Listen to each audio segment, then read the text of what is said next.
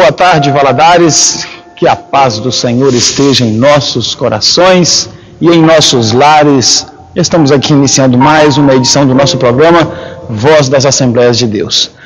É sempre um prazer maravilhoso estarmos juntos, porque Deus opera no meio da unidade. Deus ama a união.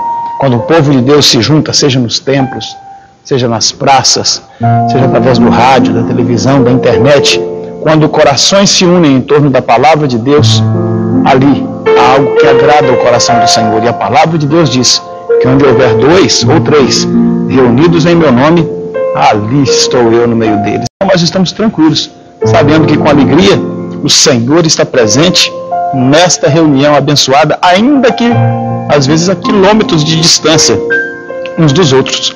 Nós estamos unidos fisicamente, mas estamos unidos dentro de um ideal, dentro de um propósito, dentro de uma ideia.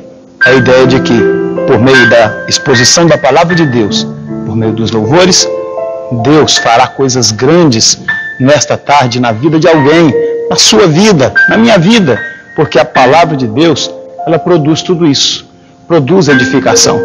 Graças a Deus. Queridos, como é bom. Na verdade, o semeador, o agricultor, ele de fato semeia. Ele tem a esperança de colher, mas ele não pode ter certeza de que a colheita virá. E por quê? Porque ele sabe que entre a semeadura e a colheita existem diversos acontecimentos, existe uma lacuna que cabe e precisa ter uma sequência de fatos que garantam o resultado, não é?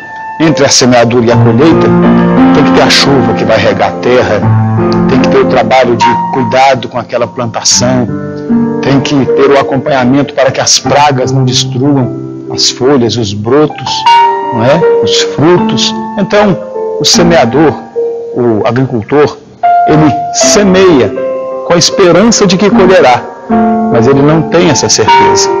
Deve ser um sofrimento, uma angústia para o agricultor, quando na verdade ele contempla a sua semeadura, ele olha para os céus e não vê sinal de chuva, ele olha para a terra e começa a perceber os primeiros sinais de crescimento de ervas daninhas, enfim.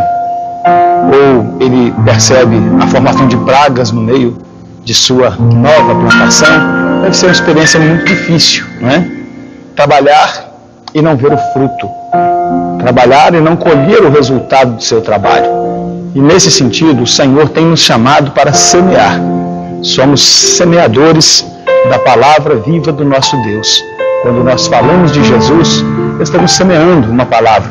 E a nossa esperança é que ela encontre um coração, ela encontre uma boa terra, onde ela poderá produzir a 10, a 100 e a 1000.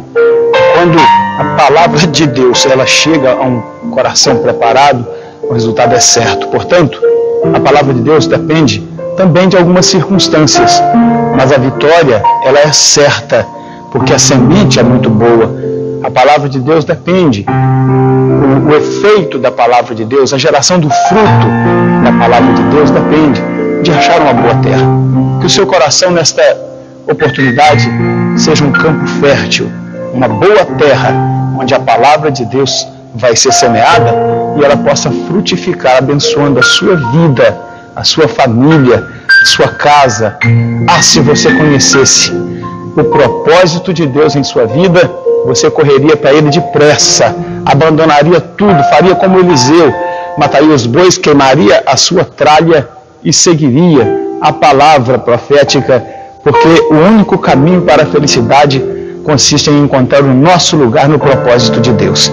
Que o Senhor Jesus nos abençoe com essa palavra de início, de boas-vindas, com essa meditação. Eu te acolho no nosso programa, desejando que hoje você seja campo fértil, porque palavra, a semente está aqui, aberta diante de mim, e daqui a pouco nós faremos menção dela, semeando no seu coração, para que ele frutifique para a glória de Deus. Louvemos ao Senhor com essa linda canção, e eu já volto falando um pouco da nossa programação e daquilo que vem por aí.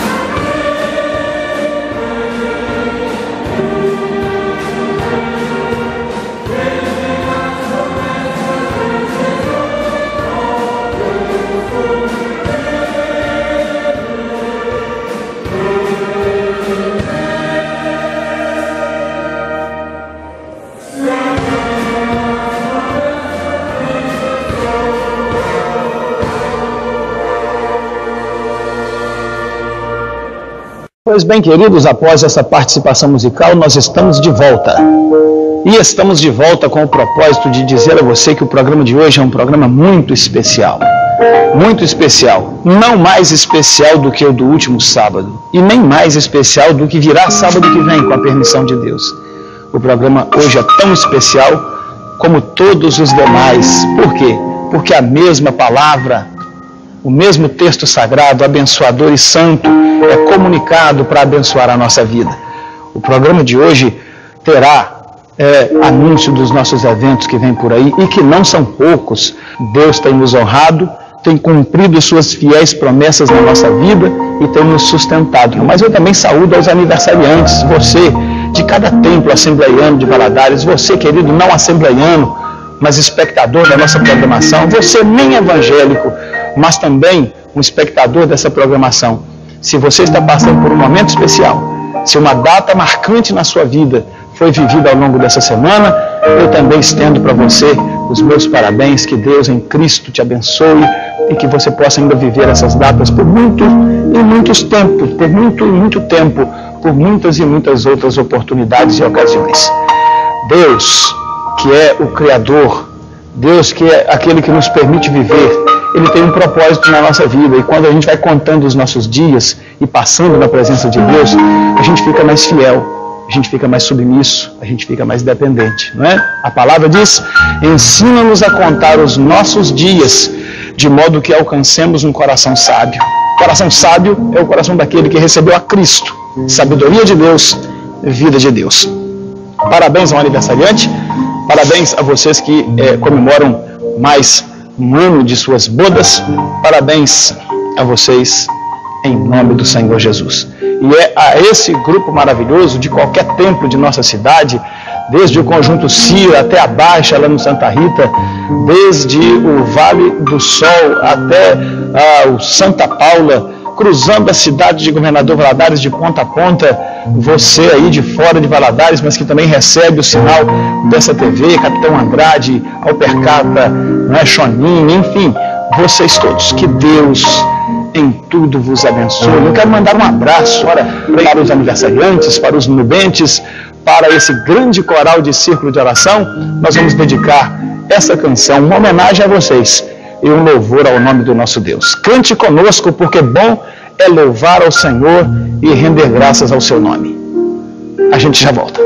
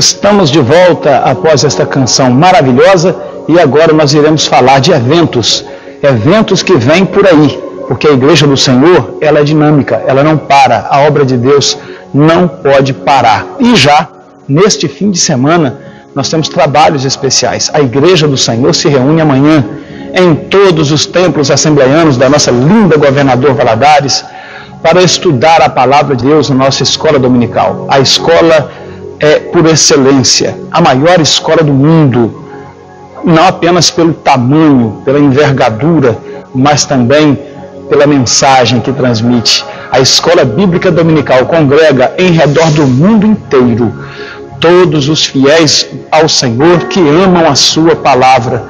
É, portanto, respeitadas as diferenças de fuso horário, mas todas as reuniões são dominicais. É, portanto, sem nenhuma dúvida, a maior escola do mundo. E a palavra de Deus é servida com qualidade, com devoção, com respeito, com verdade, com plenitude. Olha, se você quer aproveitar suas manhãs de domingo, você não tem outra opção. A melhor opção é essa. Nada de ficar na frente da TV vendo Fórmula 1 ou outro programa esportivo. Não. O melhor lugar onde você pode passar de 8 às 10 da manhã é dentro de um templo, na casa de Deus, com a Bíblia aberta diante de você, uma lição de escola dominical que vai te abençoar, que vai te dar uma esperança nova para uma semana próspera, frutífera. Você que não é aluno da escola dominical, seu prejuízo é enorme.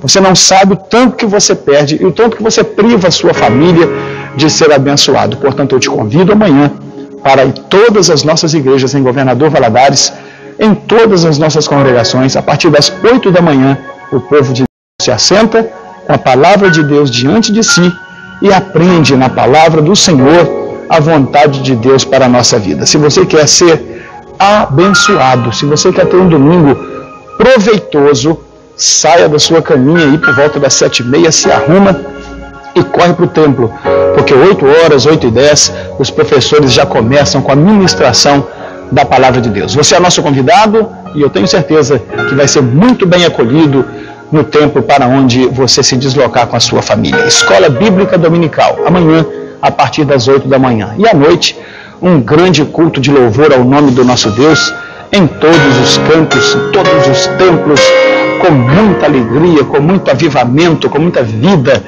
Oh, queridos, tão bom quanto é passar as nossas manhãs na casa de Deus, é encerrarmos ou iniciarmos a nossa semana à noite na casa do Senhor. É uma força extra que vem da parte de Deus para nós enfrentarmos uma semana tão corrida, tão trabalhosa, tão difícil como é a vida moderna. Mas ali, naquele ambiente de paz, de liberdade no espírito e de comunicação de vida, ali Deus te abençoa e te prepara e te capacita. Portanto, amanhã à noite você, mais uma vez, é o nosso convidado especial para estar conosco em nossas reuniões, ouvindo de Deus e louvando e glorificando o nome dele. Eu tenho certeza que será uma experiência maravilhosa na sua vida, impactante. Vai e depois você me fala. Participe do culto. Não vá para assistir culto, não. Porque o negócio de assistir culto não é função nossa. Nossa função é cultuar. Então vá para a igreja. Pastor, mas eu nem sou evangélico. Não tem problema. Ofereça o seu culto a Deus. Deus, de algum modo, te acolherá. Porque a palavra de Deus diz: aquele que vem a mim, de maneira nenhuma eu o lanço fora. Se você for ao templo amanhã para cultuar a Deus, não importa qual seja a sua condição, Deus vai transformar a sua vida e será uma experiência inesquecível para você. Por isso, fica aqui o nosso convite. Então, olha, eu estou aqui em minhas mãos com um cartaz que divulga um evento que será realizado pela nossa regional do bairro Santa Rita, onde está o pastor Fernando na frente daquele trabalho, o pastor Fernando Silva e sua esposa, a irmã Silvia, e toda a igreja que ali está no bairro Santa Rita. Mas o evento noticia a cruzada evangelística Tempo da Graça, Tempo de Renúncia e Esperança, conforme está em Tito, capítulo 2, versículo 11 a 13. A programação vai do dia 18 até o dia 20, sendo que os dias 18 e 19 serão cruzadas evangelísticas. Olha que cartaz bonito, que está aqui em minhas mãos, você vai ver aí na sua tela agora. Dia 18, às 19 horas, o evangelista Josué Lira, de Jampruca, pregará a palavra de Deus ali na rua São João Evangelista, número 22, bairro Santa Rita. No dia 19, também às 19 horas, o pastor Luiz Schimmer, de Belo Horizonte, prega a palavra de Deus na cruzada, na rua Sete Lagoas, no bairro Santa Rita. E teremos também no dia 20, 2 eventos. Pela manhã, uma manhã de avivamento na subsede da Assembleia de Deus, na rua Rodrigues Alves, 1503, com o pastor Luiz Schimmer. E à noite, o encerramento também na rua Rodrigues Alves, número 1503, templo da nossa regional do bairro Santa Rita, quando o pastor Luiz Schimmer, a partir das 18h30, trará a palavra de Deus.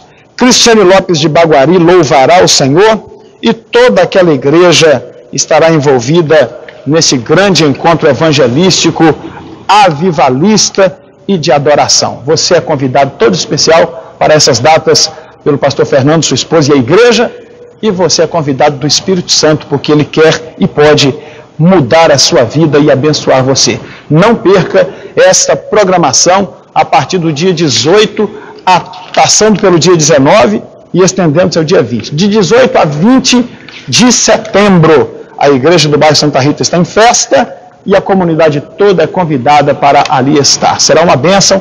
Eu espero em um desses dias estar ali com o pastor Fernando e com uma caravana de nossa igreja para também abençoar o evento no nome do Senhor Jesus. A Igreja Evangélica Assembleia de Deus, da Rua Maria Meireles de Almeida, Rua do Espigão, no bairro Altinópolis, convida para a continuidade de sua grande cruzada missionária, iniciada na noite de ontem e que continua hoje, dia 12, e amanhã, 13 de setembro. E essa cruzada evangelística será realizada ali no templo, na Rua Maria Meireles de Almeida, número 1554, com a presença de os louvoristas regionais, sob o tema Desperte o dom de Deus que há em ti. Na noite de ontem, o pregador foi o irmão Gilson Gomes, presbítero Gilson, do bairro São Cristóvão. Hoje à noite, o evangelista Leomir Nunes, de Mendes Pimentel. Domingo pela manhã, ainda haverá a presença do pastor regional, o pastor Bruno Montini. E domingo à noite, o presbítero Wellington Márcio, do campo de Periquito. Esse será o encerramento dessa grande festa, grande cruzada missionária da Assembleia de Deus da Rua do Espigão, no bairro Altinópolis. Hoje e amanhã você é o nosso convidado especial. Nós louvaremos a Deus com uma das canções de adoração.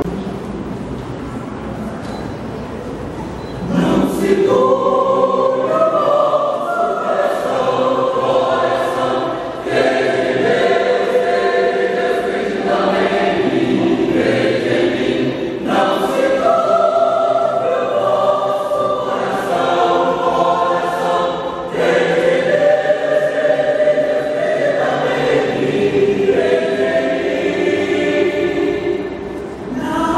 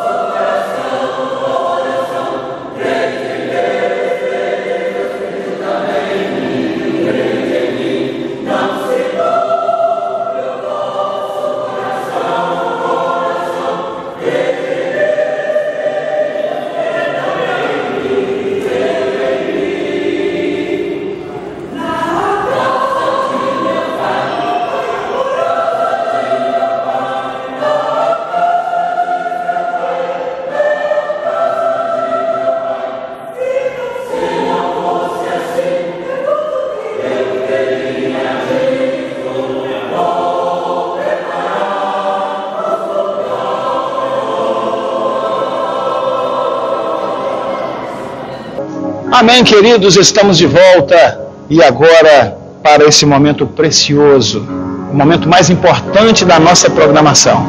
A Bíblia, a palavra santa do nosso Deus, será lida e dela, na orientação do Espírito Eterno, nós iremos retirar, extrair uma palavra abençoadora, edificante da nossa vida.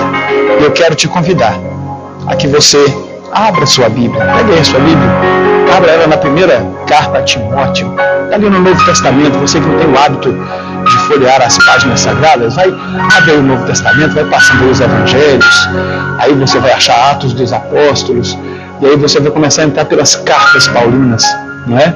Romanos, 1 Coríntios, 2 Coríntios, aí você vai achar mais para frente Gálatas, Efésios, Filipenses, Colossenses, a primeira e a segunda carta aos Tessalonicenses, e aí você chega na primeira carta a Timóteo. E depois vem a segunda carta a Timóteo, vem Tito, Filemão, Hebreus, Tiago, Pedro, né? São 2 cartas de Pedro, as 3 cartas de João. Você vai ver também a carta de Judas e o Apocalipse. É assim que se organiza o Novo Testamento da Palavra de Deus. Mas para aí em 1 Timóteo, tá? Em 1 Timóteo, no capítulo 1, Deus tem uma palavra para a nossa vida. 1 Timóteo, capítulo 1, a partir do versículo 12, o apóstolo Paulo manifesta a seguinte expressão: olha, e dou graças ao que me tem confortado, a Cristo Jesus, Senhor nosso, porque me teve por fiel, pondo-me no ministério.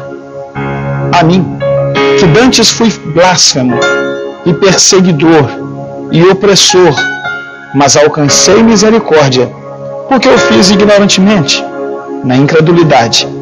E a graça de nosso Senhor superabundou com a fé e o amor que há em Jesus Cristo. Esta é uma palavra fiel e digna de toda aceitação, que Cristo Jesus veio ao mundo para salvar os pecadores, dos quais eu, diz Paulo, sou o principal. Amém? Queridos, é um texto curto, são apenas 3 versículos, o 12, o 13 e o 14. Né? Lemos também o 15, são 4 versículos, portanto. E é uma palavra profunda. Aqui, na verdade, é uma manifestação de um sentimento. O apóstolo Paulo está aqui dando graças a Deus, e ele manifesta porque, olha gente, ele está dizendo assim: eu dou graças a Deus porque eu não merecia nunca estar na posição que eu estou. É Paulo dizendo aqui no versículo 12: dou graças a Deus, Deus me confortou, porque eu não merecia estar aqui, mas Deus me teve por fiel e permitiu que eu fizesse parte de sua obra. E aí ele confessa o porquê. Talvez o ouvinte de Paulo diria: mas Paulo, por que você disse que você não merecia estar nessa posição? Aí ele diz no versículo 13: eu não merecia porque eu fui um blasfemo, um perseguidor, um opressor. Quem conhece a história de Paulo lembra-se muito bem de Saulo de Tarso, aquele que perseguia a igreja do Senhor, que torturava os crentes, que os levava para a morte, que os denunciava diante dos maiorais, aquele que tinha cartas e autoridade dos principais da sinagoga para perseguir e oprimir a igreja de todas as formas e, sobretudo, aquelas mais cruéis possíveis. Este Saulo teve um encontro com Cristo, caminhando na estrada de Damasco, e esse encontro mudou a sua vida, e a partir daquele dia, Paulo passou a empregar todas as suas energias, todo o seu vigor, todo o seu conhecimento e a sua própria vida para cumprir o ministério para o qual Deus o havia designado. Mas Paulo nunca esqueceu o seu passado. Não é ficar lembrando do passado, irmãos, para ficar se lamentando. Não, mas é se lembrar do passado para glorificar a Deus. Então Paulo, aqui ele dá graças a Deus, se lembrando de quem ele era e em que circunstâncias que o Senhor o alcançou. Ora, somente ser alcançado por Deus já era uma vitória muito grande, já teria sido um êxito muito grande na vida do apóstolo. Mas aí ele dá graças a Deus porque não apenas isso, ele não apenas foi transformado e salvo, mas ele foi eleito pelo Senhor para uma grande obra. É isso que nós precisamos entender. para que nós possamos dar frutos na obra de Deus. O propósito de Jesus tem a ver com a nossa salvação, não tenho dúvida. Não há dúvida. O Senhor não dá honra a Paulo logo de cara. Pelo contrário, o primeiro ato do Senhor para com Paulo é transformar a vida dele e salvá-lo, perdoar os seus pecados e mudá-lo. A partir dali, um propósito de Deus foi colocado diante de Paulo. Ele poderia recuar, ele poderia dizer não, ele era livre para isso, frustraria a vontade de Deus em sua vida. Mas não foi isso que Paulo fez. Ele assumiu o desafio, ele entendeu o propósito. Deus, Ele nos salva, Ele nos restaura, mas Ele também nos convoca para uma grande obra. E Paulo está dando graças a Deus pelo fato de não apenas ele ter sido salvo, mas ter sido colocado por Deus no ministério. Então ele diz, porque Ele me teve por fiel, me pondo no ministério. Aí, um homem que foi um perseguidor, um homem que blasfemava contra a igreja, um homem que oprimia o povo de Deus, mas eu alcancei a misericórdia de Deus. Versículo 13. Agia na ignorância, agia na incredulidade. Eu queria falar com você sobre essas duas palavras, ignorância e incredulidade. Gente, eu vejo muitos crentes, na sua simplicidade, se constrangerem quando veem e ouvem pessoas que se dizem inteligentes, que se dizem importantes, falando bobagem por aí. Alguns meses atrás, pouco mais de um mês atrás, nós tivemos um problema no Brasil envolvendo um jornalista que falou palavras terríveis contra um dos pastores mais conhecidos do Brasil. Esse jornalista não apenas o acusou em relação à sua lisura, à sua honestidade, sem nenhuma prova, obviamente, mas também atacou a fé dos crentes de uma maneira tremenda, né? Reduzindo a fé do cristão a um ato idiota. Foi isso que ele fez, né? E por fim falou palavras imorais que só o pensarmos nos envergonha. Às vezes nós ouvimos essas pessoas e eles parecem tão sábios, eles parecem tão conhecedores, tão seguros do que dizem quando falam do seu ateísmo, da sua descrença em Deus, quando tratam os cristãos como um bando de idiotas sem cérebro, incapazes de raciocinar. Então, quando eles falam assim, quando eles manifestam assim, algumas pessoas na sua simplicidade às vezes podem se sentir tão constrangidas. Pois bem, queridos, eu estou lhes falando de Paulo, um sábio, um intelectual de seu tempo, um homem que a Bíblia o apresenta falando 5 idiomas, um homem que a si mesmo se refere como sendo doutor da lei, instruído numa das maiores escolas teológicas de seu tempo, um cidadão romano, influenciado na cultura grega e judeu de nascimento. Então, eu digo a vocês, nós não estamos falando aqui de um camponês, de um homem simples, não, estamos falando de um intelectual. Esse intelectual chamado Paulo, ele está dizendo de si mesmo aqui. Ele está falando sobre os seus atos anteriores à fé. E quando ele fala dos seus atos anteriores, ele usa 2 palavras: ignorância e incredulidade. Não é aqui um jornalista de televisão que está falando, queridos. Aliás, do 3º ou 4º maior empresa de comunicações do Brasil. Não. Quem está falando aqui é um grande intelectual. E eles, antes de Cristo, antes de conhecer a Cristo, ele refere-se a si mesmo como um ignorante. Esta é a sabedoria que vem do mundo. Esta é a maior definição de qualquer princípio intelectual que nega a Deus, que se recusa a admitir a existência de Deus, ou que, pior ainda, se esforça num trabalho diário para de algum modo tentar dizer que ele não existe, que ele é uma mentira, que ele não passa de uma ilusão, de um ópio, de uma droga, de um engodo, de um engano. Há pessoas que dedicam toda a sua vida a lidar com isto, a destruir a fé das pessoas, a desrespeitar o sentimento de alguém, a atacá-los covardemente. Basta você olhar qualquer notícia sobre cristianismo nos blogs, nos sites, vai ler os comentários para você ver. Os comentários, entre os comentários terão palavras tão pesadas que o único sentimento que resta em nós quando lemos é dizer: Senhor, tem misericórdia dessa pessoa que escreveu isso.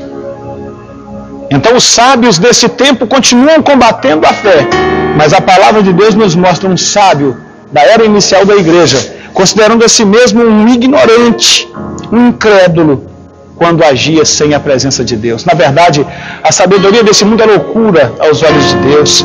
A Bíblia diz que a loucura de Deus é mais sábia do que a sabedoria dos homens. Então, querido, não se entristeça quando pessoas aparentando algum conhecimento falarem impropérios, blasfemarem como Saulo de Tarso blasfemava, que isso não diminua a sua fé, que isso não te constranja.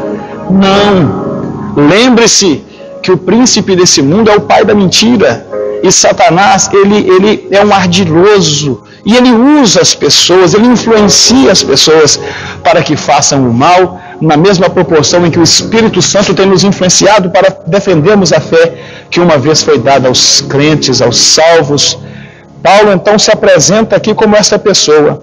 E aí ele diz que o que fez a diferença na vida dele sobre essa ignorância, sobre essa incredulidade, foi que a graça do Senhor superabundou na vida dele, com fé e amor que há em Jesus Cristo. Então, contra toda a incredulidade, contra toda a ignorância, contra toda essa falsa sabedoria do mundo, que nega a Deus, que ataca a sua fé, que critica os seus hábitos cristãos, contra tudo isso, Paulo está apresentando aqui um remédio. Ele diz, olha, o que me transformou, o que me tirou daquela situação de blasfêmia, de opressão, de perseguição, o que mudou minha história no tocante à minha ignorância sobre as coisas de Deus, a minha dificuldade de crer no Senhor, o que fez a diferença na minha vida foi que a graça do Senhor superabundou em fé e em amor que há em Jesus Cristo. Eis aqui os dois remédios que faltam para a humanidade. Eis aqui os dois sentimentos, as essências que mais definem a Deus. Deus espera que os seres humanos creiam nele. A Bíblia diz que sem fé é impossível agradar-lhe, porque importa que aqueles que querem se aproximar de Deus creiam que ele existe e que se torna galardoador daqueles que o buscam. O que falta na humanidade, o que falta nos sábios desse tempo? Falta fé. Eles não conseguem crer, não conseguem acreditar, porque a sua sabedoria criou como uma crosta imunda sobre a sua razão. A sua razão se sobrepõe àquilo que é espiritual e eles se embebedam em sua filosofia, em sua intelectualidade, para se tornarem instrumentos de Satanás contra a verdade simples do Evangelho, que Deus amou o mundo de tal maneira que deu a seu Filho unigênito para que todo aquele que nele crê não pereça, mas tenha a vida eterna. As pessoas admitem a existência de um Deus, mas têm dificuldade de crer na encarnação do Verbo, têm dificuldade de crer na morte e ressurreição de Cristo e têm dificuldade de aceitar que essa morte e ressurreição é a chave da vitória dada por Deus para a salvação de todos os homens. Ó queridos, um Deus que cria todo esse universo, seria para ele difícil encarnar-se num ser que ele mesmo criou. Um Deus que não apenas cria o universo, mas que o sustenta, seria para ele difícil subir ao Calvário e se entregar por nós? Todavia, assim foi. Jesus foi ao Calvário, morreu por nós, e a sua graça abundou em nosso coração, em fé e em amor. Jesus, o Filho de Deus, tem feito esta grande obra, e Paulo entendeu. Paulo percebeu. Daí para frente, a sua ignorância caiu por terra. Ele não teve mais dificuldade de crer, ele caminhou com alegria e com fé, porque sabia. Agora, ele tinha a experiência que regenerou a sua vida. Não vivia mais da fria e morta letra da lei judaica, mas vivia pelo fato de ter encontrado a Cristo no caminho de Damasco. Eu não sei o que tem dado sustentáculo para a sua vida. Alguns têm, a religião tem sido um sustentáculo para a sua vida. A outros, o dinheiro tem sido sustentáculo para a sua vida. A outros, a intelectualidade. A outros, a negação de Deus. Como eu disse no início, há pessoas que aplicam toda a sua vida a negar a Deus, a descrer que Ele exista, a ignorar-lhe como essência, como poder, como graça. Mas, queridos, o Evangelho continua o mesmo. Saulos de Tarso continuam caminhando por aí, mas Jesus continua os aguardando na estrada de Damasco. Jesus continua esperando o momento em que você vai caminhar em direção ao propósito dele, para que Ele possa falar ao seu coração e mudar a sua vida. Queridos, Paulo encerra o seu raciocínio dizendo o seguinte: esta é uma palavra fiel e digna de toda aceitação, que Cristo Jesus veio ao mundo para salvar os pecadores, dos quais eu sou o principal. Nós estamos falando aqui do grande apóstolo dos gentios, do grande doutrinador da igreja cristã. E esse homem, ele se coloca como o principal dos pecadores, o mais miserável de todos, o ínfimo, aquele que nem tinha dignidade de ser chamado de apóstolo, porque em suas considerações ele diz que perseguiu a igreja de Deus. Um paradigma para esse tempo.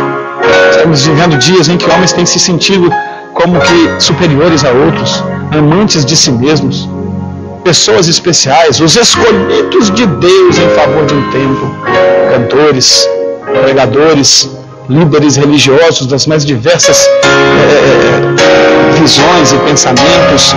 Essas pessoas têm se iludido e iludido a milhões com entretenimento vazio, com alimento que não sustenta, que não dá vitamina, não é?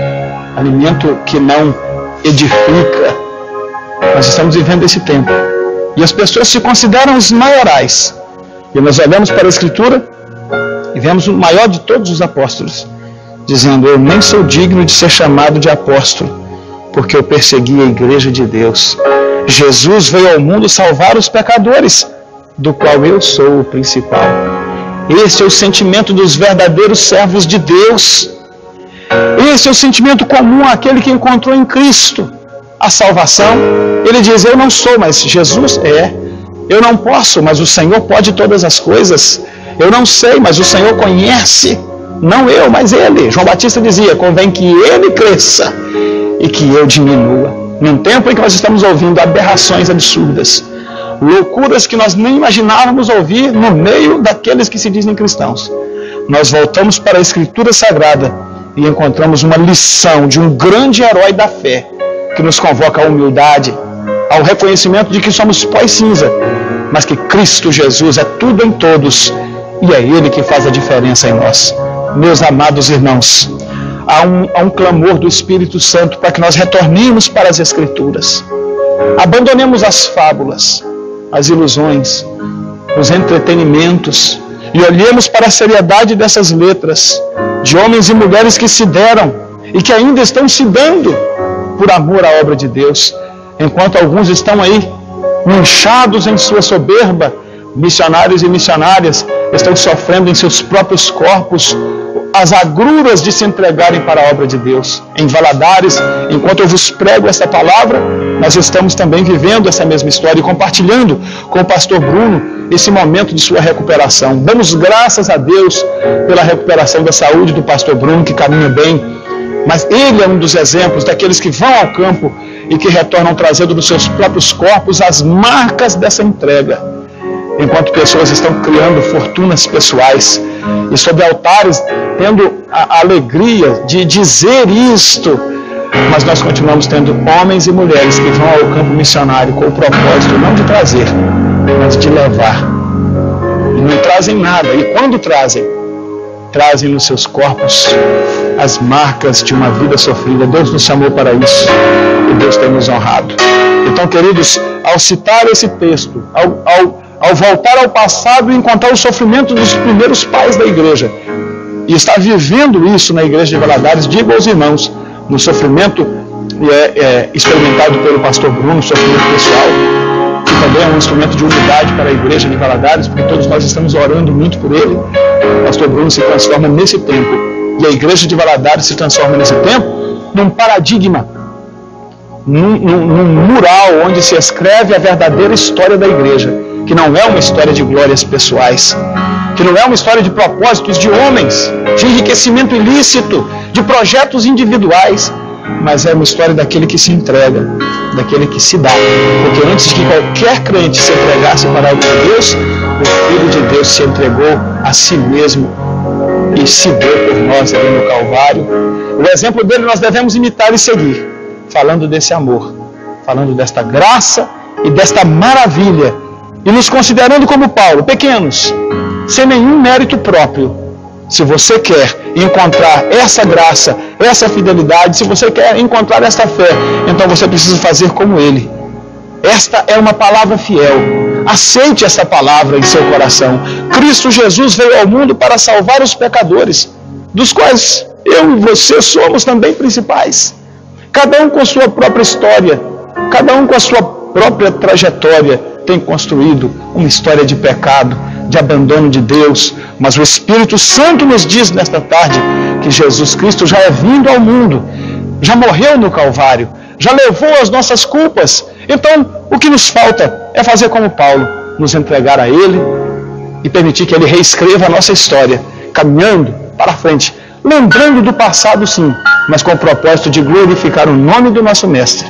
Caminhemos para frente, olhando para Jesus, autor e consumador da nossa fé. Eu creio que você precisava ouvir essa palavra. Que Deus te abençoe e que essa palavra produza frutos na sua vida. Eu quero encerrar com esta canção e daqui a pouco eu volto para orar em seu favor.